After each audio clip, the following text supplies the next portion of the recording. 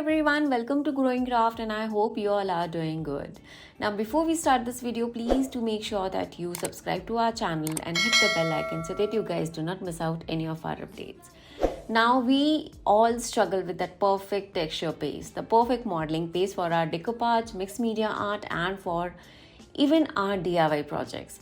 So in this video, we are going to learn how to make a quick texture paste with just literally two supplies, and those things are something which is always there at our home, and you can create this kind of beautiful texture paste for your decoupage and mixed media art. It's a very simple technique, but do make sure that you watch this video till the end to know how the end results came out. So to start with, here I have taken a talcum powder. Trust me, you can use any of your talcum powder, and I'm using the equal quantity of our liquid glue. Now here is the trick. If you know that how to mix the color, you will know how to mix a texture paste.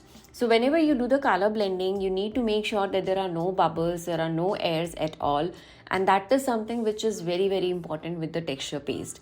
You have to make sure that there are no bubbles and there are no lumps in this at all. Always make sure that you have the equal quantity of your talcum powder and your liquid glue. So now here I am in India, so I'm using the regular fevicol which we get. If you don't have that, you can use any of the regular glue or the adhesive which you have at your place. For the powder, I have used the talcum powder. If you don't have that, you can even use the plaster of Paris, or we always very frequently call it POP. Use any of these two supplies and just mix it really well. The quantity has to be equal. If you want to play around with the consistency of it, you can always play around with a little thicker version of it or a lighter version of it. So I knew that I'm going to play around with the stencil, so that's the reason I didn't want it to smudge. So I have made a little thicker of my texture paste. Like I said, mix it really well. It has to look like a very cream and smoothie paste. This is done the moment you are done with the mixing it very nicely. Meanwhile, again, do not forget to subscribe to my channel, friends. Now here I'm almost done with the mixing. I have not speed up the video so that you can see that how literally it took me just 30 seconds to mix it and create my texture paste. Now just to show you guys, here I'm going to do this in a wooden coaster. What I'm going to do is I'm going to take a beautiful stencil.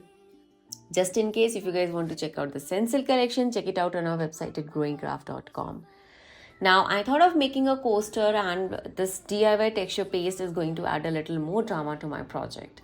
Now here with a cute little palette knife, I am going to use my texture paste with the help of a stencil and create a beautiful background.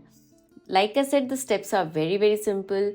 Just take small lump of your texture paste and start spreading it very nicely evenly on your base. You can even use different kind of palette knife, you can use different kind of stencil designs, or you can just play around without even the stencil, and it is going to give you a beautiful texture out there.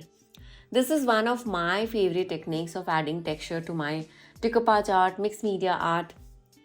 I also use a lot of brand texture paste, but then there are times when I don't like the consistency of it. So what I do is I quickly mix these two supplies and I make my own DIY texture paste.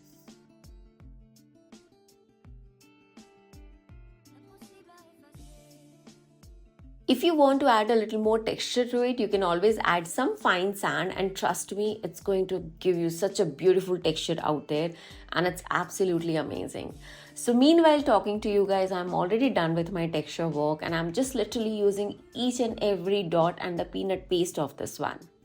So with this, my texture work is done, and this turned out to be really good. Stay tuned for the next video where I do the decoupage work on this one. So I really hope you guys enjoyed this texture work, and you can see how beautifully it has turned out to be. Thank you so much for watching, guys. Take care and bye-bye.